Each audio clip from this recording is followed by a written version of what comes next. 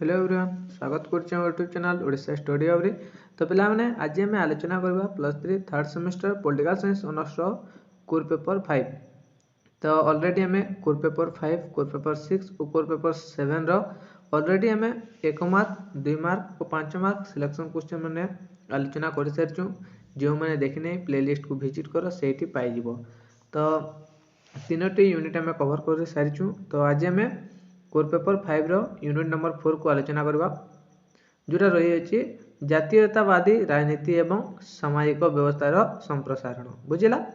तो एटा को हमें आज 1 मार्क और 2 मार्क सिलेक्शन क्वेश्चन में रही अछि ताको हमें आज संपूर्ण भाव क्लियर कर देबा। तो देखो जो मैंने चैनल को प्रथम थर अच्छे चैनल को सब्सक्राइब कर देबो और बेल आइकन प्रेस करी ऑल नोटिफिकेशन ऑन कर देबो जहाँ द्वारा परवर्ती वीडियो आपण सर्वप्रथम पाई परबे। तो चलंतु आरंभ करबा। तो देखो पिला माने जेहेतु तुमर +3 थर्ड सेमेस्टर संबलपुर यूनिवर्सिटी रो तुमर जनवरी मासरे एग्जाम रही अछि बुझिला सेमेस्टर एग्जाम। तो देखो संबलपुर यूनिवर्सिटी पिला माने बहुत इंपोर्टेंट रहइबो तुम पई। तो देखो पिला माने प्रथम प्रश्न रही भारतीय समाज रे इंग्लिश सरकार विरुद्ध रे प्रथम स्वाधीनता संग्राम 1857 मसीहा आरंभ होइतिला एहाकू की आंदोलन कहा जाय। तो देखो पिला ने भारतीय समाज रे इंग्लिश सरकार विरुद्ध रे तो भारतीय समाज रे इंग्रेज मानक सरकार विरुद्ध रे प्रथम स्वाधीनता संग्राम जोटा कि 1857 मसीहा आरंभ होइतिला तार नाम कोन बा तार सही आंदोलन को क्यों आंदोलन बोली कहा जायतिला। तो ताहाकू सिपाही विद्रोह आंदोलन बोली कहा जाउतिला। तो बुझिला। तो 1857 मसीहा आरंभ होइतिला सिपाही विद्रोह बुझिला। नेक्स्ट भारतीय मानक मध्य जातीयतावाद उद्रेक पई भारतीय मानक मध्य जातीयतावाद उद्रेक पई आनंद मोहन बोस एवं सुरेंद्रनाथ बनर्जी द्वारा 1876 मसीहा क्यों संगठन गठित होइतिला पिला माने ना द इंडियन एसोसिएशन बुझिला।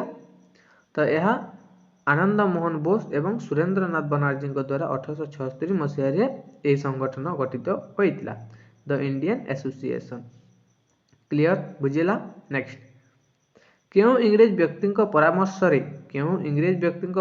रे 1885 मसीहा भारतीय जातीय कांग्रेस गठित होइतिला ना आलान ऑक्टावियन ह्यूम बुझिला। तो ये जने इंग्रेज होचंती आलान ऑक्टावियन ह्यूम। तो यही इंग्रेज व्यक्ति परामर्श रे 1885 मसीहा भारतीय जातीय कांग्रेस गठित होइतिला। तो बुझिला आंसर आइबो आलान ऑक्टावियन ह्यूम।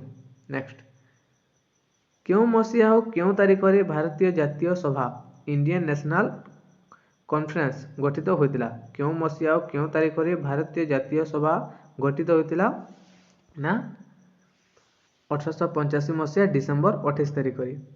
तो 1885 मसीहा डिसेंबर 28 तारीख रे भारतीय जातीय सभा बा इंडियन नेशनल कॉन्फ्रेंस गठित होइतिला क्लियर। नेक्स्ट भारतीय जातीय कांग्रेस प्रथम सभापति की थिले पिला माने भारतीय जातीय कांग्रेस प्रथम सभापति थिले उमेश चंद्र बनर्जी। एटा most important question Umesh Chandra Banerjee. Next निम्नोक्त मध्यरु भारतीय जातीय कांग्रेस केउटी एक लक्ष्य नथिला पिला माने निम्नोक्त मध्यरु भारतीय जातीय कांग्रेस केउटी एक लक्ष्य नथिला ना सरकार गठन करिबा एटा तांकर लक्ष्य नथिला। नेक्स्ट क्यों मसीहा रे जातीय कांग्रेस प्रथम अधिवेशन बॉम्बे ठारे अनुष्ठित होइतिला ना यह 1885 मसीहा गठित होइतिला। 1885 मसीहा जातीय कांग्रेस प्रथम अधिवेशन बॉम्बे ठारे अनुष्ठित होइतिला। एटा मने रखबो पिला माने मोस्ट इंपोर्टेंट क्वेश्चन माने एटा। नेक्स्ट तुमरा शॉर्ट क्वेश्चन एही आही पड़िबो। तो रही अछि देखो निम्नोक्त मध्यरु क्यों व्यक्तित्व भारतीय जातीय कांग्रेस सदस्य नथिली। तो एटा विनायक दामोदर सावरकर बुझिला विनायक दामोदर सावरकर पिला माने ए होचंती भारतीय जातीय कांग्रेस सदस्य नथिली। नेक्स्ट निम्नोक्त मध्यरु क्यों समय को भारतीय स्वाधीनता संग्राम नरमपंथी युग बोली कह पिला माने तो भारतीय स्वाधीनता संग्राम नरमपंथी युग कहा कह पिला माने ना 1885 ରୁ 1905 ମସିହା ପର୍ଯ୍ୟନ୍ତ ଏ ଯେଉଁ ସମୟକୁ ନରମପନ୍ଥୀ ଯୁଗ ବୋଲି କୁହାଯାଇଥାଏ। 1885 ରୁ 1905। କ୍ଲିୟର ମନେ ରହିଲା। ନେକ୍ସଟ, ନିମ୍ନୋକ୍ତ ମଧ୍ୟରୁ କେଉଁ ବ୍ୟକ୍ତିତ୍ୱ ନରମପନ୍ଥୀ ଯୁଗର ନେତା ନଥିଲେ? ତ ଏଇ ଯେଉଁ ଚାରୋଟି ଅପସନ ରହିଛି ସୁରେନ୍ଦ୍ରନାଥ ବାନାର୍ଜୀ, ଦାଦାଭାଇ ନାରୋଜି, ଫିରୋଜ ସିଂହା ମେହେଟ୍ଟା, ବାଲ ଗଙ୍ଗାଧର ତିଲକ। ତ ଆମେ ଏଇଟା ଜାଣିଛୁ ପିଲାମାନେ, ଏଇଟା ଯିବ ବାଲ ଗଙ୍ଗାଧର ତିଲକ। ତ ବାଲ ଗଙ୍ଗାଧର ତିଲକ ନରମପନ୍ଥୀ ଯୁଗର ନେତା ନଥିଲେ। ଆଉ ବାକି ଯେଉଁ ତିନୋଟି ରହିଛନ୍ତି ଦାଦାଭାଇ ନାରୋଜି, ଫିରୋଜ ସିଂହା ମେହେଟ୍ଟା, ସୁରେନ୍ଦ୍ରନାଥ ବାନାର୍ଜୀ, ଏମାନେ ହେଉଛନ୍ତି ନରମପନ୍ଥୀ ଯୁଗର ନେତାମାନେ। କ୍ଲିୟର। ନେକ୍ସଟ, ନରମପନ୍ଥୀ କଂଗ୍ରେସ ନେତୃମଣ୍ଡଳୀ ବ୍ରିଟିଶ ସରକାରଙ୍କ ଉପରେ ଚାପ ପ୍ରୟୋଗ କରି ଭାରତକୁ ବୀର ପ୍ରବାହ ଭୋକିବା ପାଇଁ କେବେ ଓଲବି କମିଶନ ନିଯୁକ୍ତି ହୋଇଥିଲା? ଓଲବି, ତ ଏହା 1895 ମସିହାରେ ପିଲାମାନେ ମନେ ରଖିବ, 1895 ମସିହାରେ ହୋଇଥିଲା।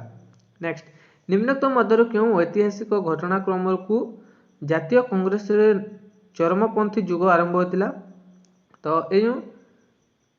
ଏଇଟା ହେବ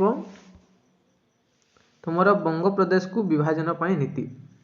ବଙ୍ଗପ୍ରଦେଶକୁ ବିଭାଜନ ପାଇଁ ନୀତି, ଏ ଯେଉଁ ଐତିହାସିକ ଘଟଣାକ୍ରମକୁ ଜାତୀୟ କଂଗ୍ରେସର ଚରମପନ୍ଥୀ ଯୁଗ ଆରମ୍ଭ ହୋଇଥିଲା। ବୁଝିଲା? ତ ଏବେ ଆମେ ଦେଖିବା 2 ମାର୍କ ସିଲେକ୍ସନ କ୍ୱେଶ୍ଚନ ମାନେ ରହିଛି କେତୋଟି। ତ ଦେଖ, ଭାରତରେ ଜାତୀୟ କଂଗ୍ରେସର ଗଠନ। ତ ଭାରତରେ ଜାତୀୟ କଂଗ୍ରେସର ଗଠନ କିପରି ହୋଇଥିଲା? ଦେଖ, 1885 ମସିହାରେ ଭାରତୀୟ ଜାତୀୟ କଂଗ୍ରେସ ଗଠିତ ହୋଇଥିଲା। 1885 ମସିହାରେ ଭାରତରେ ଜାତୀୟ କଂଗ୍ରେସ ଗଠିତ ହୋଇଥିଲା।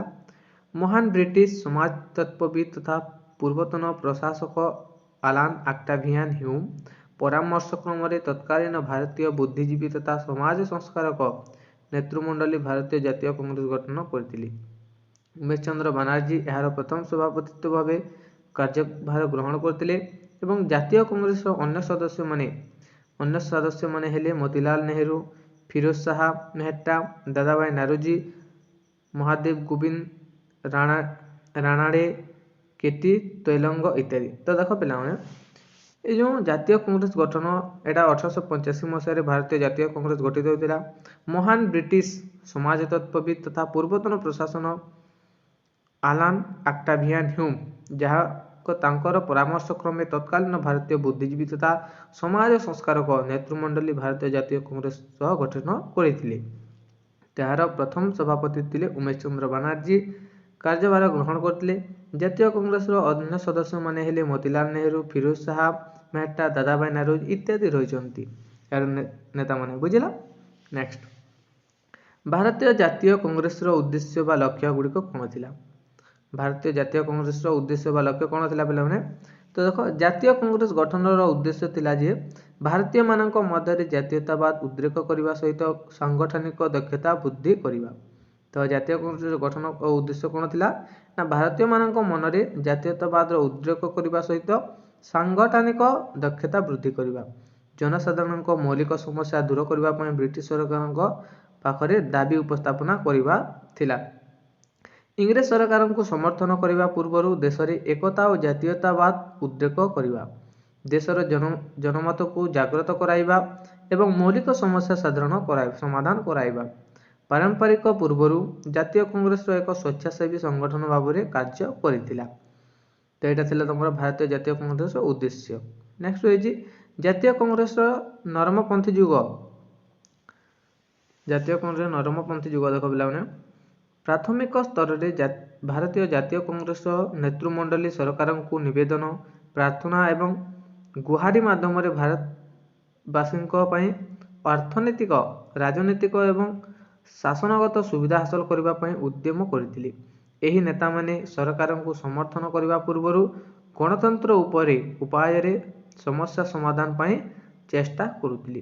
ଏଥିପାଇଁ 1885 ମସିହାରୁ 1905 ମସିହା ପର୍ଯ୍ୟନ୍ତ ଜାତୀୟ କଂଗ୍ରେସର ନରମପନ୍ଥୀ ଯୁଗ ବୋଲି କୁହାଯାଇଥାଏ। କ୍ଲିୟର? ତ ନେକ୍ସଟ ଦେଖିବା ଆମେ ଜାତୀୟ କଂଗ୍ରେସର ଚରମପନ୍ଥୀ ଯୁଗ। ଜାତୀୟ କଂଗ୍ରେସର ଚରମପନ୍ଥୀ ଯୁଗ। ତ ବିଶେଷ କରି ବ୍ରିଟିଶ ସରକାରଙ୍କ ବିଭାଜନ ଏବଂ ଶାସନ ନୀତିକୁ ବିରୋଧ କରି କେତେକ ଚରମପନ୍ଥୀ ନେତୃମଣ୍ଡଳୀ ଜାତୀୟ କଂଗ୍ରେସର କାର୍ଯ୍ୟଧାରାକୁ ବିପ୍ଳବାତ୍ମକ ସ୍ତରରେ ପହଞ୍ଚାଇଥିଲେ। ତ तो सेमानंक मध्यरे बाल गंगाधर तिलक, लाला लाजपत राय, विपिन चंद्र पाल। तो ये जो तीन जन रही बाल गंगाधर तिलक, लाला लाजपत राय, विपिन चंद्र पाल उनको सर्ट फॉर्म रे कहुए लाल बाल पाल। तो आनी बेसांत आदि अगधाड़ी नेतृत्व थी। ब्रिटिश सरकार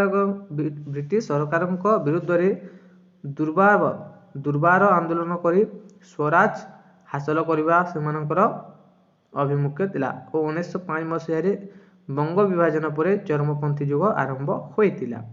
बुझिला। नेक्स्ट रही तुम मुस्लिम लीग गठन कारण एटा देखि नेब। तापर रही हिंदू महासभा गठन कारण एटा टिके देखि नेब पिला माने स्क्रीनशॉट मारि नियो। नेक्स्ट रही असहयोग आंदोलन कारण इंग्रेज सरकार राउलात आईन एवं जालियानाबाग गणसंहार पर भारतीय जातीय कांग्रेस 1920 मसीहा असहयोग आंदोलन आरंभ करवा निष्पत्ति नेतला। एटा देखि नेब टिके। नेक्स्ट रही तुम आईन मान्य आंदोलन कारण गुड़िक। तापर रही भारत छाड़ आंदोलन, आजाद हिंद फौज कार्यधारा कौन थिला आउट रही देख आजाद हिंद फौज कार्यधारा।